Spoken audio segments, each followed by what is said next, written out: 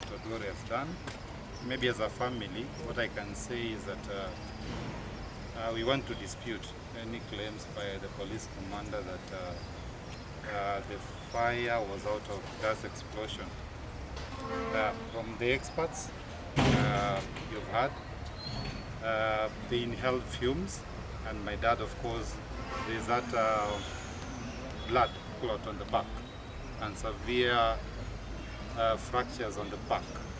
And the way we found the body of my father, he was lying facing downwards. And of course, there was blood clot on the back. And for the experts, the medics, can tell you that maybe it was caused by a blunt object. Yes. So we'll be able to know who hit my father with a blunt object. So the police commander and of course the police, maybe this gives you the right direction in terms of where you should be heading to. Thank you.